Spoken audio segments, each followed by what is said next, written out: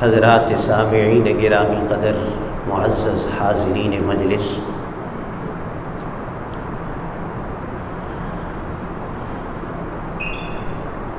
گزشتہ ایام حج کے ایام تھے، جس میں جمعات کے موضوعات کے عنوان ابراہیم علیہ السلام کے متعدد واقعات اور اسماعیل علیہ السلام کا ایثار اور حج کے متعلق متعدد ابراہیمی یادگاریں اور خاندان اولاد ابراہیم کے تذکرے، یہ گزشتہ جمعات کے عنوانات ہوتے ہیں عموماً۔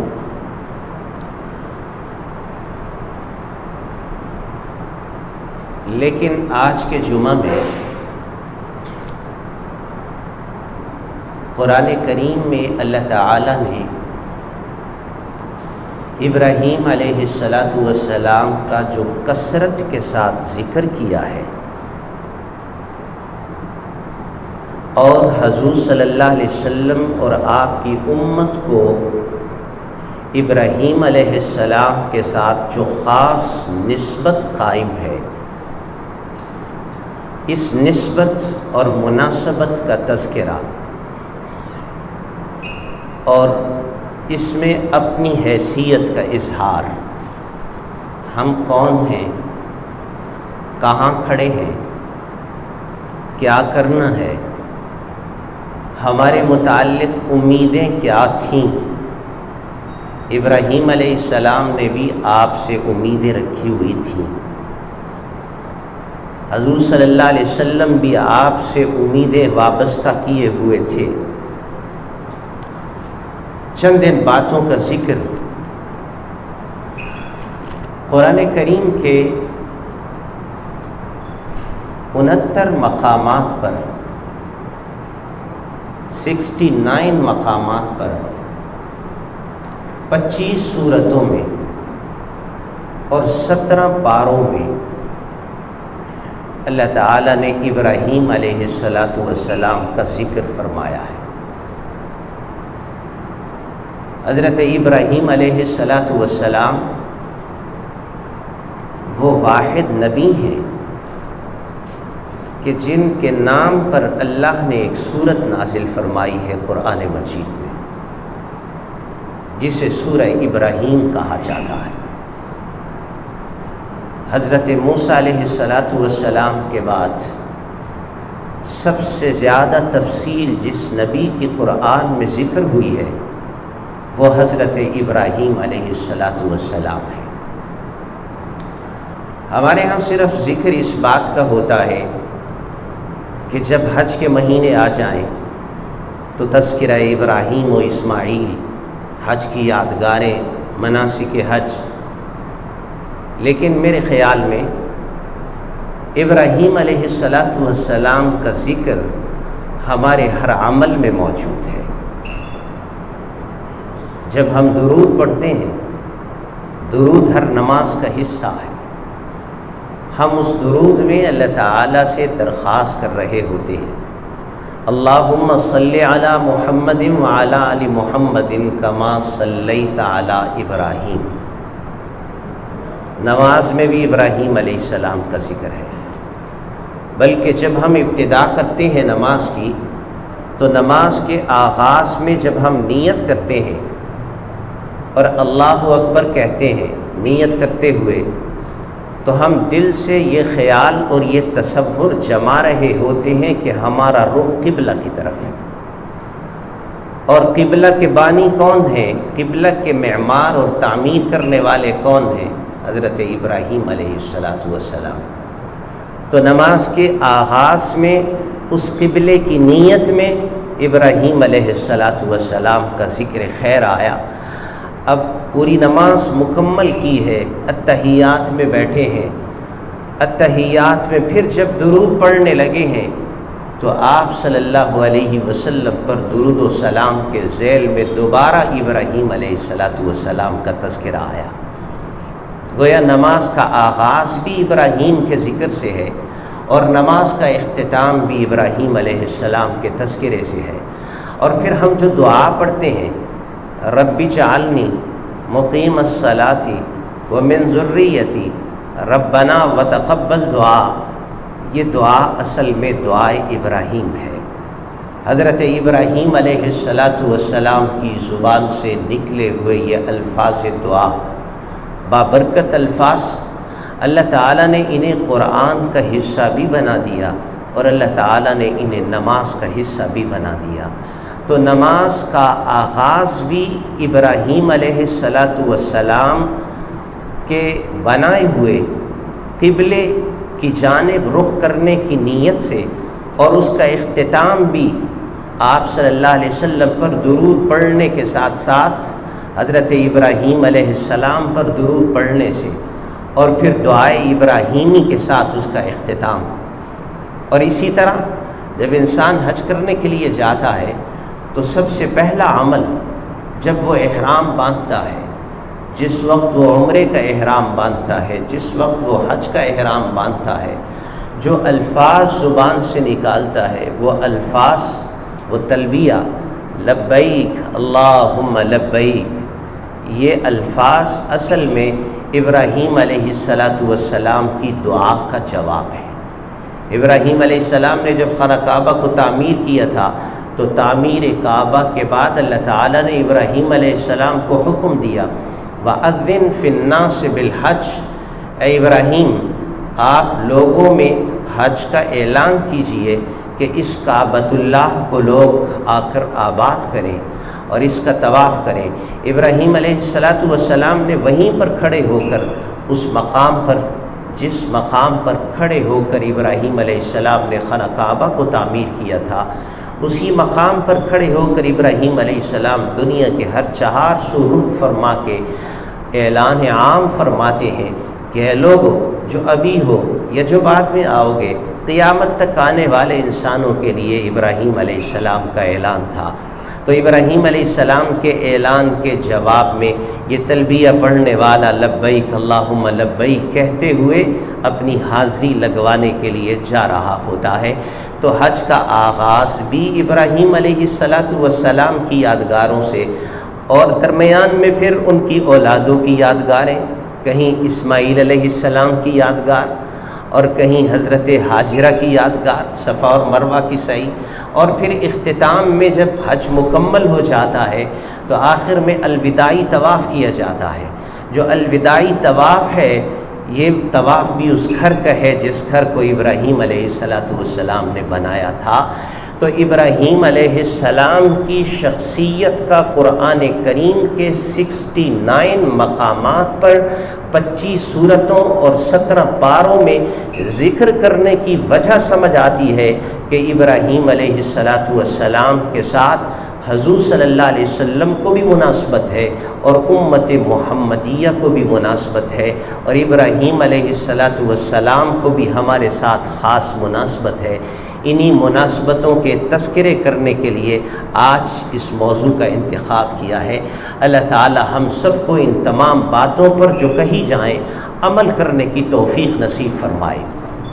ہم جب درود پڑھتے ہیں ہم کہتے ہیں اللہم صلی علی محمد وعلی آل محمد کما صلیت علی ابراہیم وعلی آل ابراہیم، اے اللہ تو اپنی رحمت نازل فرما محمد صلی اللہ علیہ وسلم پر اور محمد صلی اللہ علیہ وسلم کی آل پر، جیسے کہ تو نے رحمت نازل فرمائی ابراہیم علیہ السلام پر اور ابراہیم علیہ السلام کی آل پر، اور اے اللہ برکتیں نازل فرما محمد صلی اللہ علیہ وسلم پر اور آپ کی آل پر، جیسے کہ تو نے برکتیں نازل فرمائی ہیں ابراہیم علیہ السلام پر اور ابراہیم علیہ السلام کی آل پر۔ یہ ذکر ملا کر کیوں ہوا؟ انبیاء تو اور بھی بڑے گزرے ہیں، جو ابو الانبیاء سب سے پہلے ہیں وہ تو حضرت آدم علیہ السلام ہیں، جن سے سلسلہ نبوت بھی شروع ہوتا ہے اور سلسلہ انسانیت بھی شروع ہوتا ہے، اور ان کے بعد بھی بڑے اولو العزم انبیاء آئے ہیں۔ حضرت نوح علیہ السلام بھی آئے ہیں، حضرت موسیٰ علیہ السلام بھی آئے ہیں، حضرت عیسیٰ علیہ السلام بھی آئے ہیں، حضرت دیگر انبیاء الیاس علیہ السلام، شعیب علیہ السلام، زکریا علیہ السلام۔ لیکن ان تمام انبیاء میں اگر انتخاب ہوا ہے تو حضرت ابراہیم علیہ السلام کا، حضور صلی اللہ علیہ وسلم کے نام کے ساتھ ابراہیم علیہ السلام کے نام کا۔ علامہ عینی رحمۃ اللہ علیہ وجہ ذکر فرماتے ہیں، کہتے ہیں اصل میں جو کسی کے لیے دعا دے تو جس کے لیے دعا کی گئی ہو اس کا بھی حق بنتا ہے کہ وہ اسے دعا دے، اور اسے بڑھ کر دعا دینی چاہیے۔ جب ابراہیم علیہ السلام نے خانہ کعبہ بنایا تھا تو کعبہ کو تعمیر کرنے کے بعد ابراہیم علیہ السلام نے اللہ تعالیٰ سے جہاں اور دعائیں مانگی تھی وہاں ایک یہ بھی دعا تھی، ربنا وبعث فیہم رسولا منہم، اے اللہ ایک نبی بھیج۔ اس نبی سے مراد آخر الزمان نبی حضرت محمد الرسول اللہ صلی اللہ علیہ وسلم ہے۔ تو دعائے ابراہیمی ہمارے نبی کے متعلق ہے۔ حضرت ابراہیم علیہ السلام نے گویا ہمارے نبی کے بھیجے جانے کی دعا مانگی، تو حق ہے ہم پر حضرت ابراہیم علیہ السلام کا کہ ہم بھی ان کو دعا دیں اور ان کے لیے دعا کریں۔ پھر صرف ہمارے نبی کے حق میں ہی دعا نہیں فرمائی، بلکہ سورۃ البقرہ میں ہے امتن مسلمتن لکا، اے اللہ نبی بھی بھیج اور اس نبی کی فرما بردار امت بھی بھیج۔ تو نبی کے لیے بھی دعا مانگی ہے اور نبی کی فرما بردار امت کے لیے بھی دعا مانگی ہے۔ تو ابراہیم علیہ السلام اپنے زمانے میں خانہ کعبہ کو تعمیر کر کے ہمارے نبی کی دعا بھی کر رہے ہیں اور نبی کی فرما بردار امت کی دعا بھی کر رہے ہیں۔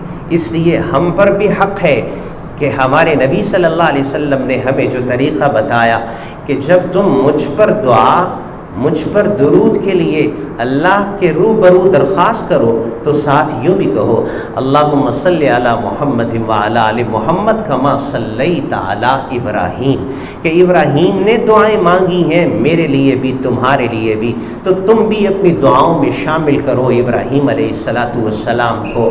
تو ہم اس لیے درود میں ابراہیم علیہ السلام کا ذکر بھی لے آتے ہیں، بلکہ علامہ عینی رحمۃ اللہ علیہ ایک حدیث کے حوالے سے بڑی خوبصورت بات نقل فرماتے ہیں۔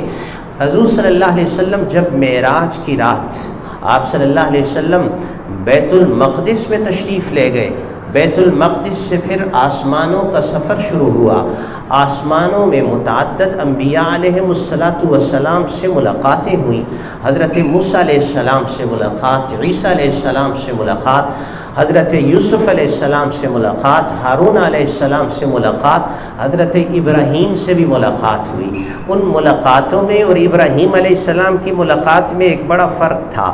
وہ فرق کیا تھا؟ حدیثوں میں آتا ہے کہ باقی انبیاء علیہم السلام نے حضور کو مرحبا، خوش آمدید کہا، آپ صلی اللہ علیہ وسلم کی تعظیم میں کھڑے ہو گئے، مگر ابراہیم علیہ السلام نے ایک ایسا جملہ کہا ہے جو جملہ باقی انبیاء کی طرف منسوب نہیں ہے، صرف ابراہیم علیہ السلام کی طرف منسوب ہے۔ روایات میں ہے کہ ابراہیم علیہ السلام نے حضور صلی اللہ علیہ وسلم سے عرض کیا، اللہ اکبر، معراج کی رات عرض کرنے لگے، اقرأ عنی امتک السلام، آپ جب واپس جائیں تو اپنی امت کو مجھ ابراہیم کی جانب سے سلام پہنچا دینا۔ آپ کو ابراہیم علیہ السلام نے سلام بھیجا ہے، حضور صلی اللہ علیہ وسلم کی امت کو حضرت ابراہیم علیہ السلام کا سلام آیا ہے۔ کسی اور نبی کا یہ جملہ آپ صلی اللہ علیہ وسلم کے لیے معراج کی رات کسی حدیث کی کتاب میں منقول نہیں ہے، البتہ ابراہیم علیہ السلام کا یہ جملہ معراج کی رات حضور صلی اللہ علیہ وسلم کے ساتھ مکالمہ میں مذکور ہے کہ اپنی امت کو میری جانب سے سلام پہنچا دینا۔ علامہ عینی رحمۃ اللہ علیہ فرماتے ہیں اس لیے ہم بھی پھر درود میں ابراہیم علیہ السلام کے لیے دعاؤں کے الفاظ بولتے ہیں کہ انہوں نے ہمارے لیے سلامتی کے الفاظ بھیجے ہیں، اور ہم بھی رحمتوں کے الفاظ حضور صلی اللہ علیہ وسلم کے بتائے ہوئے طریقے کے مطابق ابراہیم علیہ السلام کے لیے بھیجتے ہیں۔ اور ابراہیم علیہ السلام نے ایک اور بات بھی فرمایا اپنی امت کو یہ بھی بتا دینا، ان الجنت قیعان، جنت ایک خالی اور چٹیل میدان ہے، جنت بالکل صحرا ہے، اور تربتہ طیبۃ التربہ، اس کی جو مٹی ہے وہ بڑی پاکیزہ ہے، عذبۃ الماء، وہاں کا پانی بڑا شیرین ہے، لیکن اس کو اگر تم نے سرسبز و شاداب بنانا ہے تو یہ جملے اور یہ الفاظ تم کثرت کے ساتھ پڑھا کرو، سبحان اللہ، الحمدللہ، لا الہ الا اللہ، اللہ اکبر۔ جس قدر کثرت کے ساتھ تم یہ جملے ادا کرو گے اسی اعتبار سے اللہ تمہاری جنت کو خوبصورت بنا دیں گے۔ یہ ابراہیم علیہ السلام وہاں سے پیغام دے رہے ہیں، ساتھ سلام بھی کہہ رہے ہیں۔ کسی کا سلام آئے بڑے کا، ہمیں آج کل چل رہا ہے نا، وہ میرے فون نہیں کرتا تو توجیحات پیش کی جاتی ہیں، اس لیے نہیں فون کر رہے کہ وہ انہیں کچھ سمجھتے نہیں ہیں۔ یہ ہے تو سیاسی باتیں، لیکن ہوتا یہ ہے کہ ان کا فون آنا چاہیے، مجھے فون کیوں نہیں کرتے، مجھے سلام کیوں نہیں کرتے۔ تو انسان اپنے آپ میں عزت فیل کرتا ہے کہ فلاں کا فون آ گیا مجھے، فلاں کا سلام آ گیا مجھے، فلاں نے مجھے یہ کہہ دیا۔ ابراہیم علیہ السلام کا سلام آ گیا ہمیں، اور ابراہیم علیہ السلام نے دعا دے دی ہے ہمیں، اور ابراہیم علیہ السلام نے ہمیں ہدایت کر دی ہے کہ یہ 4 جملے تم پڑھ لیا کرو، اللہ تعالیٰ تمہاری جنت کو خوبصورت بنا دیں گے۔ اس لیے ہم درود میں جہاں ابراہیم علیہ السلام کا نام لیتے ہیں، جہاں محمد الرسول اللہ صلی اللہ علیہ وسلم کا نام لیتے ہیں، وہاں ابراہیم علیہ السلام کا نام بھی لیتے ہیں، تو امت محمدیہ کو خاص تعلق ہے حضرت ابراہیم کے ساتھ، حضرت محمد الرسول اللہ کو خاص تعلق ہے حضرت ابراہیم کے ساتھ، اور حضرت ابراہیم کا خاص تعلق ہے حضرت محمد الرسول اللہ کے ساتھ۔ اسی تعلق کی نوعیت کے لیے میں چند ایک باتیں اور واقعات مزید ظاہر کرتا ہوں۔ ابراہیم علیہ السلام عراق میں پیدا ہوئے تھے، بابل ان کا شہر تھا، لیکن یہاں سے ہجرت فرما گئے اور اپنا وطن انہوں نے فلسطین کو بنا لیا تھا۔ آج بھی ابراہیم علیہ السلام کی قبر مبارک فلسطین کی سرزمین پر موجود ہے، وہ احاطہ موجود ہے جہاں ابراہیم علیہ السلام کا مزار مبارک ہے۔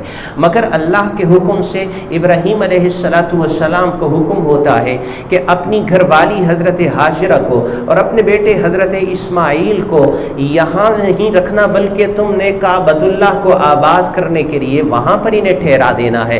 ابراہیم علیہ السلام خانہ کعبہ کو آباد کرنے کے لیے اپنی اولاد کو وہاں چھوڑائے، گاہے گاہے کبھی کبھار ان سے ملاقات کے لیے تشریف لے جاتے ہیں۔ ابراہیم علیہ السلام فلسطین سے سفر کرتے ہوئے خانہ کعبہ چلے جاتے ہیں، اور محمد الرسول اللہ صلی اللہ علیہ وسلم کو اللہ حکم دیتے ہیں کہ آپ کے معراج کا سفر شروع ہونے والا ہے۔ یوں بھی تو ہو سکتا تھا کہ اللہ تعالیٰ اپنے نبی کو سیدھا حرم سے، مسجد حرام سے آسمانوں پر اٹھا لیتے، یہ جگہ بھی تو مقدس ہے، یہ مقام بھی تو مقدس ہے، لیکن اللہ تعالیٰ نے کہا کہ نہیں، آپ پہلے فلسطین، آپ پہلے بیت المقدس میں جائیں، وہاں سے پھر آپ کو آسمانوں کا سفر کروایا جائے گا۔ حضرت ابراہیم علیہ السلام فلسطین اور بیت المقدس سے کعبۃ اللہ آتے رہے ہیں، تو آپ ان کے بیٹے ہیں، آپ مسجد حرام سے پہلے فلسطین اور بیت المقدس میں جائیں۔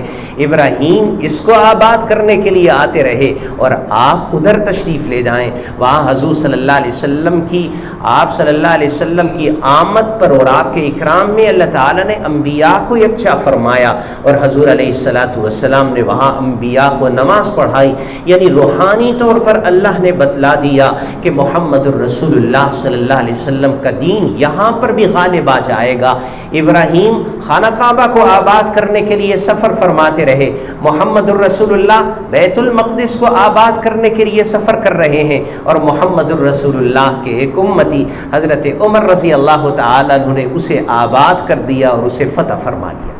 تو ابراہیم علیہ السلام کا حضرت محمد الرسول اللہ سے تعلق، اور محمد الرسول اللہ اور ان کی امت کا حضرت ابراہیم علیہ السلام سے تعلق۔ ابراہیم علیہ السلام نے اپنے شباب میں جب توحید کی دعوت کا آغاز کیا، میں خاص طور پر آج نوجوانوں سے مخاطب ہوں۔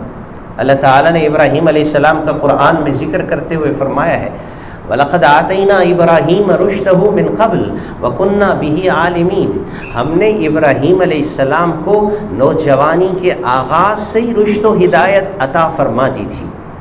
آج ہم سوچتے ہیں ابھی تو ہم بچے ہیں، جوان بھی ہو گئے، ابھی تو ہم بچے ہیں، یہ ابھی تو بچہ ہے، کاکا ہے۔ مائیں اپنی بیٹیوں کو کہتی ہیں 25 سال کی ہو جائیں، ابھی تو یہ بچی ہے۔ اپنے بیٹے کو باپ کہتا ہے ابھی تو یہ بچہ ہے، 30 سال کا ہو گیا، ابھی تو بچہ ہے، ابھی تو منا ہے۔ ابراہیم علیہ السلام کو نوجوانی کے آغاز میں اللہ نے رشد و ہدایت عطا فرما دی۔ رشدہ من قبل وکننا بہ عالمین، اور ان کے معمولات اور مصروفیات کیا تھے؟ ابراہیم علیہ السلام کو حکم ہوتا ہے اپنے گھر سے دعوت کا آغاز کرتے ہیں، اپنے باپ سے، اپنے خاندان سے اپنے گھر سے، اپنے باپ سے، اپنے خاندان سے دعوت کا آغاز کرتے ہیں، پھر اپنے قرب و جوار کے لوگوں سے دعوت کا آغاز کرتے ہیں ابراہیم علیہ السلام، پھر بادشاہ وقت کو دعوت دیتے ہیں، پھر ابراہیم علیہ السلام اس دعوت کو اس حکیمانہ اسلوب کے ساتھ دیتے ہیں کہ اللہ تعالیٰ نے اس کا ذکر قرآن میں کیا ہے۔ وَكَذَلِكَ نُرِي إِبْرَاهِيمَ مَلَكُوتَ السَّمَاوَاتِ وَالْأَرْضِ وَلِيَكُونَ مِنَ الْمُوقِنِينَ۔ ابراہیم علیہ السلام رات کے وقت کھڑے ہیں، ستارہ طلوع ہوتا ہے، جگمگاتا ہے، ابراہیم علیہ السلام اسے دیکھ کر کہتے ہیں کہ یہ میرا رب ہے۔ جب غروب ہو جاتا ہے فرماتے ہیں غروب ہونے والوں کو میں پسند نہیں کرتا۔ جب چاند کو دیکھتے ہیں کہتے ہیں یہ بڑا ہے، یہ رب ہے۔ چاند جب غروب ہو جاتا ہے کہتے نہیں یہ بھی غروب ہو گیا ہے، غروب ہونے والے پسند نہیں ہیں۔ پھر سورج کو دیکھتے ہیں، یہ ابراہیم علیہ السلام کی جوانی کی مصروفیات ہیں۔ ابراہیم علیہ السلام نے جوانی میں یہ کام سر انجام دیے ہیں۔ آج کا نوجوان 20-25 سال کا کیا ایسی مصروفیات ہیں اس کی؟ کیا وہ دعوت کے عمل سے وابستہ ہے؟ اور ہمارے جو ساتھی دعوت کے عمل سے وابستہ بھی ہیں وہ تھوڑی دیر کے لیے، ہمارے پاس ٹائم بڑا شارٹ ہے، مختصر سا ٹائم۔ ایک بہت بڑے مفسر ہیں، انہوں نے اس واقعے میں لکھا ہے کہ ابراہیم علیہ السلام یہ جو دعوت دے رہے ہیں، اس دعوت میں ایک تو حکیمانہ اسلوب ہے، بڑا حکمت بھرا اسلوب ہے۔ دوسرا دیکھیے کہ اتنی دیر کھڑے رہے ہیں ابراہیم علیہ السلام کہ ستارہ طلوع ہوا ہے، غروب ہو گیا ہے، وہیں کھڑے ہیں دعوت دینے کے لیے۔ چاند نکلا ہے، غروب ہو گیا ہے، وہیں موجود ہے دعوت دینے کے لیے۔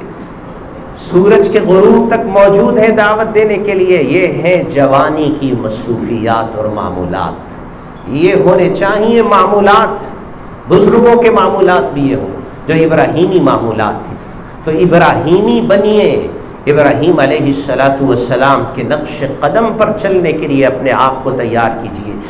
ابراہیم علیہ السلام نے توحید کی دعوت کا آغاز کیا، گھر والے مخالف ہو گئے، صرف گھر والی نے مانا ہے، حضرت سارہ نے، یا چچا کے بیٹے حضرت لوط ایمان لائے ہیں، اور باقی اکثر مخالف ہیں، قوم والے بھی خلاف ہیں، بادشاہ وقت بھی مخالف ہے۔ ابراہیم علیہ السلام نے آغاز کیا تھا جس دعوت کا، اللہ سے عرض کی، دعا کی، یا اللہ اس دعوت کو میری اولاد میں جاری فرما دینا۔ اس اولاد میں محمد الرسول اللہ نے اس دعوت کو پروان چڑھایا ہے۔ محمد الرسول اللہ صلی اللہ علیہ وسلم نے اس توحید کی دعوت کو، وہ نعرہ، وہ لا الہ الا اللہ کی صدا، وہ کلمہ طیبہ، وہ اللہ کی وحدانیت کا اعلان جس کا آغاز ابراہیم علیہ السلام سے ہوا تھا، اور انہوں نے دعا مانگی تھی کہ میری امت اور میری اولاد میں اس کو جاری فرما دے۔ اللہ تعالیٰ نے حضرت محمد الرسول اللہ صلی اللہ علیہ وسلم کی ملت، حضرت محمد الرسول اللہ کے ذریعے سے ابراہیم کی ملت میں اس کلمہ کی دعوت کو جاری فرما دیا۔ تو جس لا الہ کا آغاز ابراہیم کے اعلان سے ہوا تھا، اس لا الہ کی دعوت کی وسعت اور پھیلاؤ محمد الرسول اللہ کے ذریعے سے ہو رہا ہے۔ اور پھر حضرت ابراہیم علیہ السلام نے جب لا الہ کہا تو لا الہ میں سامنے مخالف آئے، مناظرے شروع ہو گئے۔ باپ سے مناظرہ، قوم والوں سے مناظرہ۔ باپ سے کون سا مناظرہ؟ اس کا ذکر بھی قرآن میں ہے، وَإِذْ قَالَ إِبْرَاهِيمُ لِأَبِيهِ، کون سے مناظرہ؟ مناظرے کی تفصیل میں نہیں جاتا، مناظرہ یہی مناظرہ کہ چاند کو دیکھ کر، سورج کو دیکھ کر، ستارے کو دیکھ کر، بتوں کو پاش پاش کر کے، یہ مناظرہ تھا۔ پھر بادشاہ وقت سے مناظرہ، کیا مناظرہ تھا؟ بادشاہ کو کہا کہ میرا رب تو وہ ہے جو زندہ کرتا ہے، جو مارتا ہے، میرا رب تو وہ ہے جو سورج کو مشرق سے نکالتا ہے، مغرب میں غروب کرتا ہے، یہ مناظرہ تھا۔ ابراہیم علیہ السلام نے اس دعوت کا آغاز کیا، محمد الرسول اللہ نے اس دعوت کو اپنے اختتام تک پہنچایا، اور آج تک جو اس دعوت کے عمل سے وابستہ ہے، حقیقت میں وہ حضرت ابراہیم علیہ السلام کا حقیقت میں جانشینی کا حق ادا کر رہا ہے۔ اس لیے اس دعوت کے عمل سے وابستگی اختیار کیجئے اور اپنے آپ کو ابراہیم علیہ السلام کی ملت کا صحیح حقدار بنانے کے دائرے میں شامل کیجیے۔ تو حضرت ابراہیم علیہ السلام سے آغاز ہوا تھا اور محمد رسول اللہ پر اس کا اختتام اور تکمیل ہوئی ہے۔ حضور صلی اللہ علیہ وسلم ایک دفعہ بیٹھے ہوئے تھے، آپ علیہ السلام نے فرمایا انا دعوت ابی ابراہیم وبشرى عیسی بن مریم ورؤیا امتی، میں محمد ابراہیم علیہ السلام کی دعائیں ہوں اور میں عیسیٰ علیہ السلام کی بشارتیں ہوں، اور میں اپنی والدہ کا خواب ہوں کہ ابراہیم نے جو دعا مانگی تھی میری صورت میں اللہ نے تمہیں ثمر عطا کیا ہے، عیسیٰ علیہ السلام نے جو خوشخبری دی تھی اس کا مصداق میں بن کے آیا ہوں، میری والدہ نے جو خواب دیکھا تھا اس کی تعبیر اللہ نے مجھ میں پوری فرما دی ہے۔ آپ صلی اللہ علیہ وسلم نے فرمایا انا رحمت مہدات، اللہ نے مجھے رحمت بنا کے تمہیں ہدیہ کے طور پر عطا کر دیا ہے۔ اللہ تعالیٰ بھی بڑے رحمت کرنے والے ہیں، پھر اللہ نے مجھ میں رحمت کی صورت میں تمہیں اللہ نے ہدیہ عطا فرما دیا ہے، رحمت مہدات۔ تو حضور صلی اللہ علیہ وسلم اس لیے بھی حضرت ابراہیم سے تعلق رکھتے ہیں۔ ایک اور مقام پر حضور صلی اللہ علیہ وسلم تشریف فرما تھے اور انبیاء کے حلیے بیان کر رہے تھے، کیونکہ آپ نے تو دیکھا سارے انبیاء کو، معراج کی رات دیکھا ہے، حضرت موسیٰ علیہ السلام کو دیکھا، حضرت عیسیٰ علیہ السلام کو دیکھا، ابراہیم علیہ السلام کی زیارت ہوئی۔ صحابہ پوچھتے تھے یا رسول اللہ فلاں نبی کیسے تھے، فلاں نبی کیسے تھے، فلاں نبی کیسے تھے؟ صحابہ نے عرض کیا یا رسول اللہ موسیٰ علیہ السلام کیسے؟ فرمایا ضرب من الرجال، لمبا قد تھا، دبلے پتلے تھے، پتلا چھریرا بدن تھا، کأنہ من رجال شنوء، یہ قبیلہ ہے اگر عرب کا جس قبیلے کا نام ہے شنوء۔ فرمایا شنوء کے آدمیوں کو دیکھ لو، جیسے یہ لمبے لمبے قد ہوتے ہیں اور پتلا چھریرا بدن ہوتا ہے، موسیٰ علیہ السلام ایسے تھے۔ کسی نے پوچھا عیسیٰ علیہ السلام کیسے ہیں؟ فرمایا اگر کسی نے عیسیٰ علیہ السلام کو دیکھنا ہو تو ہمارے پاس ایک شخص آتا ہے جس کا نام ہے عروہ بن مسعود، یہ ایک صحابی تھے، ان کے ذرا گنگریالے بھال تھے اور مناسب قد تھا، رنگ گندمی تھا۔ فرمایا اگر کسی نے دیکھنا ہو حضرت عیسیٰ علیہ السلام کی شباہت کو تو عروہ بن مسعود کو دیکھ لو۔ تو کسی نے عرض کیا یا رسول اللہ ابراہیم علیہ السلام کیسے تھے؟ فرمایا مجھ کو دیکھ لو۔ اگر کسی نے ابراہیم علیہ السلام کا دیدار کرنا ہو مجھ محمد کو دیکھ لو۔ اللہ نے ظاہری اعتبار سے بھی شباہت عطا فرمائی تھی اور حکم بھی دیا تھا واتبع ملت ابراہیم حنیفا، ملت ابراہیم کی اتباع کیجئے جو یکسو تھے۔ علماء نے لکھا ہے رمز من رموز توحید، توحید کا ایک چلتا پھرتا کنایا تھے ابراہیم علیہ السلام، توحید کا ایک راز تھے، توحید کا ایک عالم تھے، توحید کا ایک نشان تھے، توحید کا ایک چلتا پھرتا اللہ تعالیٰ کا ایک اللہ کی طرف سے بھیجا گیا نشان تھے حضرت ابراہیم علیہ السلام۔ قرآن میں جہاں اللہ تعالیٰ توحید کا ذکر فرماتے ہیں وہاں ابراہیم علیہ السلام کی توحید کا بھی اعلان فرماتے تھے۔ ملت ابراہیم حنیفہ، وہ ابراہیم جس نے ساری دنیا کو میری خاطر چھوڑ دیا تھا، ہر چیز سے یکسو اور بیگانہ ہو گئے تھے۔ اس ابراہیم علیہ السلام کی ملت کی اتباع کا اللہ تعالیٰ نے حکم دیا۔ پھر یہ بھی مناسبت ہے، حضرت عمر رضی اللہ تعالیٰ عنہ حضور صلی اللہ علیہ وسلم کے پاس آئے، آپ صلی اللہ علیہ وسلم خانہ کعبہ کے صحن میں ہیں، مطاف میں ہیں اور مقام ابراہیم سامنے رکھا ہوا ہے۔ عرض کرتے ہیں یا رسول اللہ دل کرتا ہے یہاں اس کے قریب نماز ادا کریں. یہ ہمارے بزرگ حضرت ابراہیم علیہ السلام کی یادگار ہے. ادھر سے اللہ کی طرف سے حکم نازل ہوتا ہے واتبع ملت ابراہیم حنیفا واتخذوا من مقام ابراہیم مصلی. مقام ابراہیم کو تم نماز کا مقام بنا لو. جب تم طواف کر لو اس کے بعد اس کے قریب آ کر 2 رکعت نفل نہیں واجب اللہ نے قرار دی ہے، واجب الطواف ہے، 2 رکعت واجب الطواف ادا کرو. تو یہ مناسبتیں ہیں حضور صلی اللہ علیہ وسلم کی اور ہماری ملت کی حضرت ابراہیم علیہ السلام کے ساتھ. اللہ اکبر. حضور صلی اللہ علیہ وسلم کی گود میں حضرت حسن اور حضرت حسین بیٹھے ہوئے تھے. آپ صلی اللہ علیہ وسلم انہیں بٹھا کر ان کو دم کیا کرتے تھے. آپ کرتے ہیں دم اپنے بچوں، اپنے پوتوں کو، اپنے نواسوں کو اپنی گود میں بٹھا کر دم کیا کرتے تھے. آپ بھی کیا کریں، سنت ہے دم کرنا. اور دم کے یہ الفاظ مختصر، بڑے مختصر اور بڑے جامع الفاظ. خود سیکھیں سارا کچھ. میں نے جہاں تک مطالعہ کیا ہے مجھے کسی روایت میں ایسا نہیں ملا ہے کہ حضور صلی اللہ علیہ وسلم نے کسی صحابی کو یہ فرمایا ہو جاؤ یہ تعویذ لے جاؤ اس سے تمہارا کام ہو جائے گا. ہاں پوری سیرت میں یہ موجود ہے. کوئی بھی صحابی آیا ہے تو آپ نے فرمایا جاؤ وضو کرو، 2 رکعت نماز پڑھو، تم بھی دعا کرو میں بھی دعا کرتا ہوں، اللہ تمہاری حاجت کو پورا فرما دے گا. واقعات بھرے ہوئے ہیں. حتیٰ کہ ایک نابینا صحابی آ گئے، عرض کرنے لگے یا رسول اللہ صلی اللہ علیہ وسلم آنکھیں بینائی ملنی چاہیے. کیسے تھے؟ اتنا یقین تھا کہ بینائی مل جائے گی. آ گئے بینائی واپس آ جائے. آپ نے فرمایا اگر صبر کر لو تو جنت لے کے دوں گا اس کے بدلے میں. حدیث میں آتا ہے اللہ کہتے ہیں جس کی بینائی دنیا میں میں سلب کر لوں اگر وہ ایمان والا ہو تو اس کے بدلے اسے جنت عطا کروں گا، میں جنت دلواؤں گا تمہیں. تو وہ کہنے لگے وہ بھی چاہیے یہ بھی چاہیے، جنت بھی لینی ہے آنکھیں بھی لینی ہے. آپ نے فرمایا اچھا چلو وضو کر کے آؤ. بیٹھ کے سامنے. اچھا اب جو دعا میں کہوں وہ پڑھنی ہے، تم نے 2 رکعت نماز پڑھو. جو دعا میں نے کہی ہے وہ پڑھنی ہے. اللہم انی اسألک واتوجہ الیک بنبیک محمد النبی الرحمہ. یا اللہ میں تیرے سے مانگتا ہوں اور تیرے نبی کی برکت اور وسیلے سے مانگتا ہوں. یا اللہ ان کی برکت سے میری بینائی واپس عطا کر دے. ادھر سے وہ بھی دعا کرنے لگ گئے، ادھر سے یہ بھی مانگنے لگ گیا.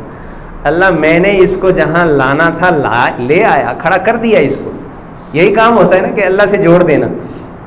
اللہ میں نے اس کو تیرے دربار میں کھڑا کر دیا ہے، اب یہ تیرا منگتا بن کر تیرے سے فریاد کرنے کے لیے آ گیا ہے.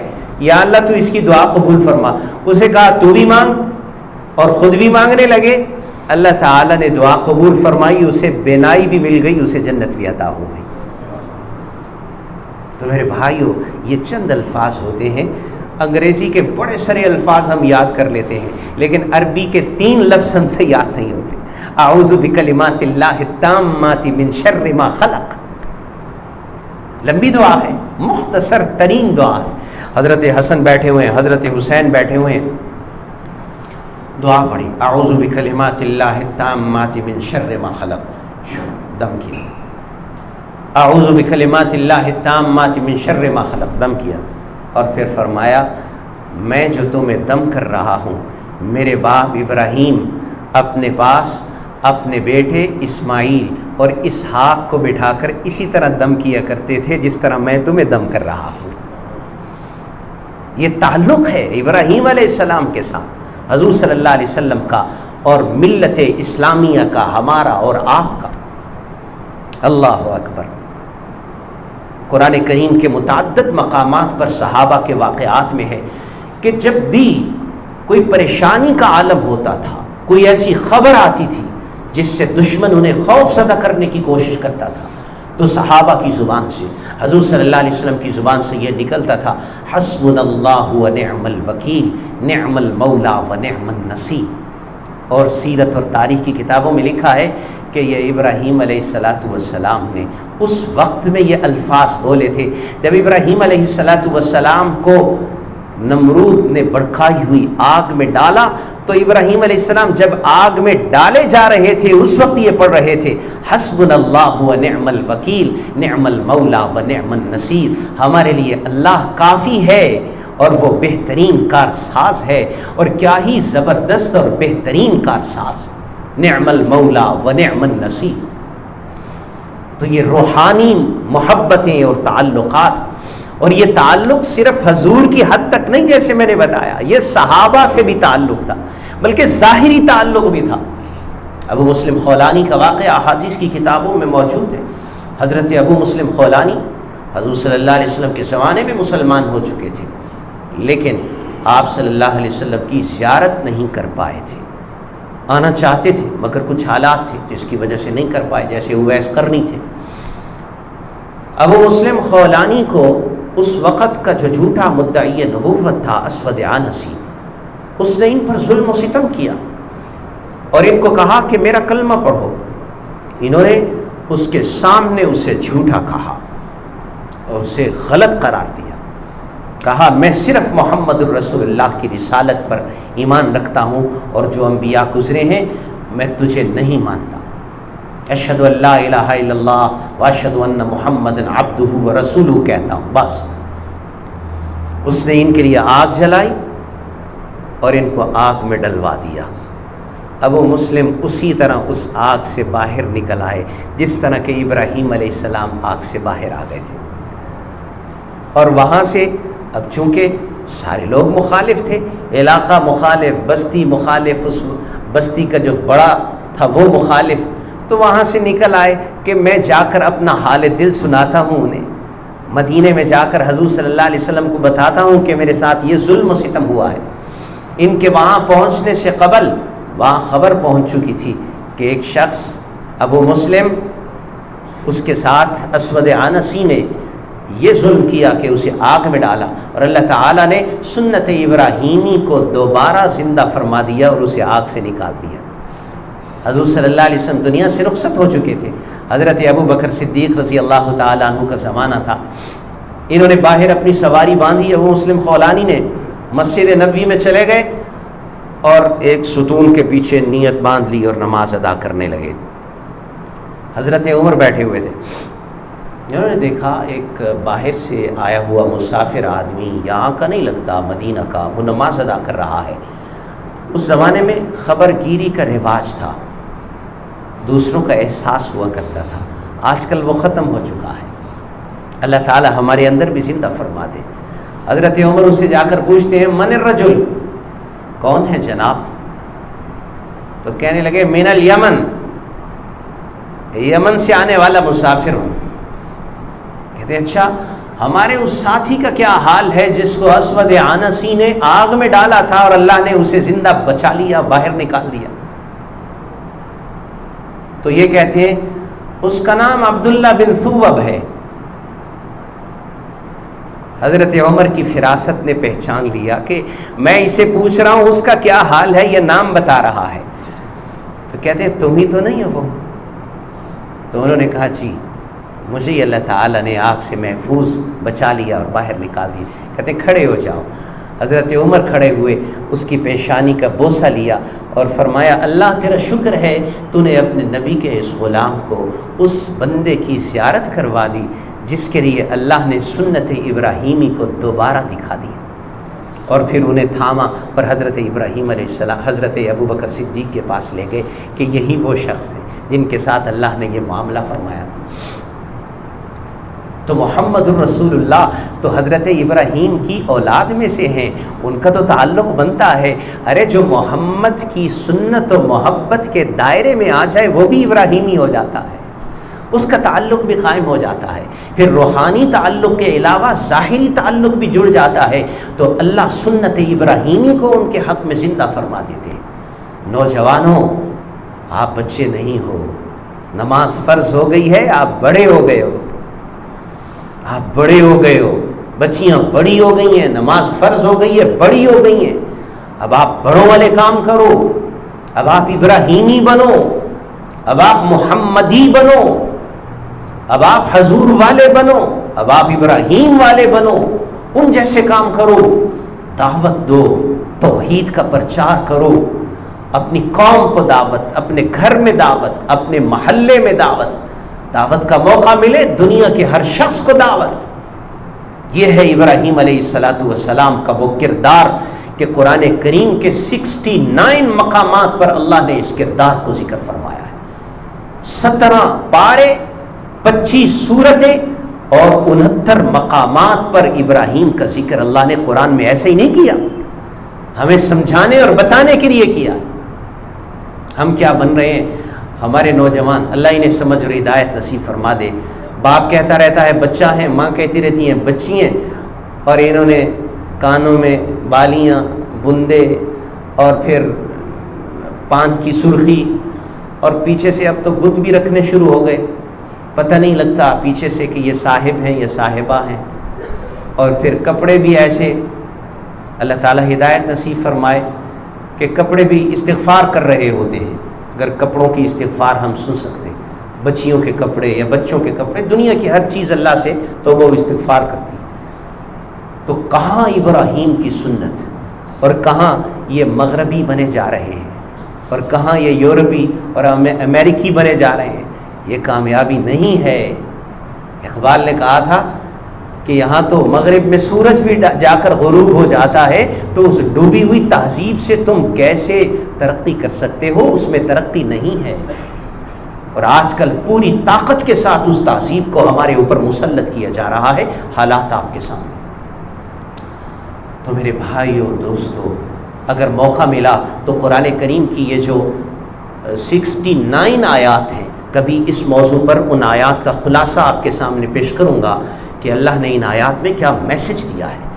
آج کا موضوع یہ تھا کہ ابراہیمی بنیے، بڑی نسبتیں ہیں ابراہیم کو ہمارے سے، ہمیں ان سے، باقی جو نسبتیں ہیں وہ فضول ہیں، نہ امریکی، نہ یورپی، نہ مغربی۔ اللہ تعالی ہم سب کو توفیق عمل عطا فرمائے۔ وآخر دعوانا ان الحمد للہ رب العالمین۔